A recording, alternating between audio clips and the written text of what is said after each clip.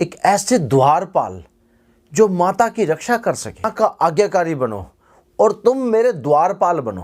के एकमात्र ऐसे गण जिसे संसार सबसे पहले पूजता है, जिसे कोई हरा नहीं सकता। आइए। और माता पार्वती, माता गौरा नहाने के लिए स्नान घर में गई तो उन्होंने नंदी को बोला कि एक काम करना, मेरे इस ग्रह में कोई भी प्रवेश ना करे, कोई भी प्रवेश ना करे।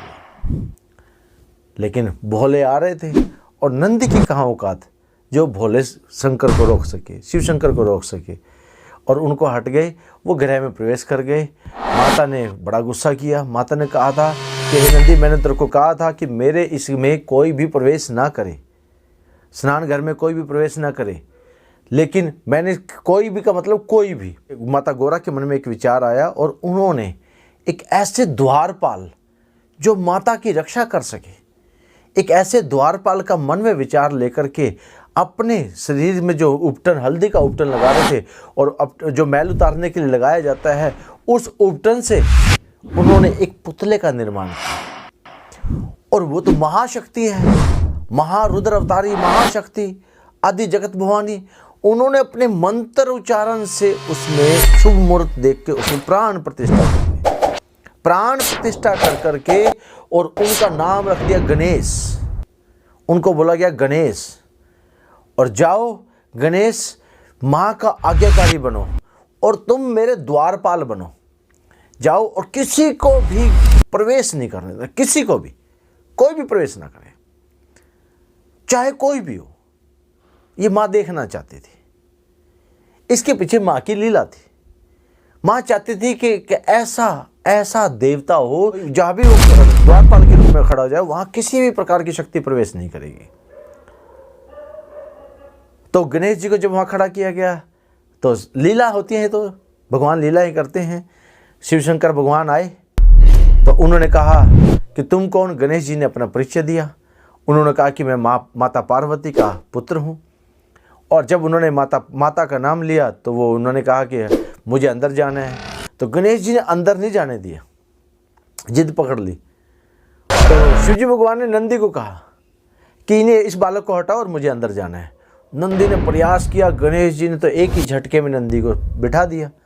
नंदी लगा ये बालक बहुत ताकतवर है, इस बालक से जीत पाना बड़ा मुश्किल है।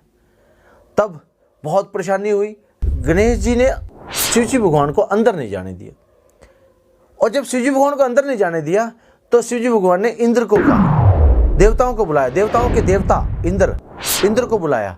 इंद्र ने पंच शक्ति जो है वो गणेश जी पर मारी। जब गणेश जी पर प्रहार किया पंच शक्ति से, तो गणेश जी ने उन पांचों शक्तियों का तहस नहस कर दिया, नाश कर दिया, जाने नहीं दिया।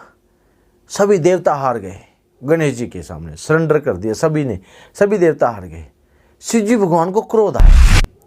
शिवजी भगवान ने अपना त्रिशूल उठाया और त्रिशूल गणेश जी के ऊपर वार कर दिया, और गणेश जी की गर्दन में लगा। गणेश जी की गर्दन धड़ से अलग हो गई, और गणेश जी ने लास्ट पुकार की, माँ। माता भागी दौड़ी चली आई, और माँ ने आकर के रुद्र कर दिया। माँ ने आकर के रोई। माँ ने कहा कि तुमने ये क्या कर दिया मेरे पुत्र का, मुझे नहीं पता, मेरे पुत्र को जिंदा करके दो। शिवजी भगवान ने कहा कि मैं तुम्हारे पुत्र को जिंदा तो कर दूंगा, लेकिन इसके लिए मुझे सिर चाहिएगा। तो उन्होंने अपने गणों को आदेश दिया। शिव गणों को क्या आदेश दिया? ये आदेश दिया कि इसमें संसार में कोई भी ऐसा प्राणी, कोई भी हो, कोई भी ऐसी माता हो जो अपने संतान से पीठ मोड़ के सो रही हो।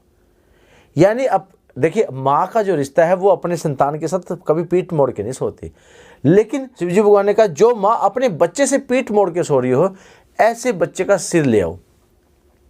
शिवगण ने देखा, बहुत देखा, पर इस संसार में कोई भी ऐसी माँ नहीं मिली कि जो अपने बच्चे से पीठ मोड़ के सो रही हो। बस फिर दोबारा भेजा गया, तो दोबारा ढूंढने के बाद एक ही ऐसा माँ मिली जो अपने बच्चे से पीठ मोड़ के सो रही थी। वो गज। और उन्होंने गज का सिर लिया। शिवजी भगवान ने मंत्र उच्चारण कर करके गणेश जी के ऊपर वो सिर का विराजमान कर दिया। तब से उनका नाम गजानन भी बोला जाता। गजानन, गणपति गजानन ऐसे कहा जाता है उनको।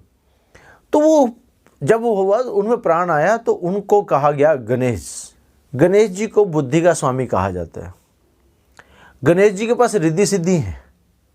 जहाँ गणेश जी के आते हैं लक्ष्मी के साथ गणेश जी को पूजा जाता है। जी एक ऐसे देवता है जिनके ऊपर प्राण प्रतिष्ठा 2 बार हुई है। एक बार माता के द्वारा हुई है और एक बार उनकी गर्दन कटने के बाद उनके पिताजी शिवजी भगवान के द्वारा हुई है।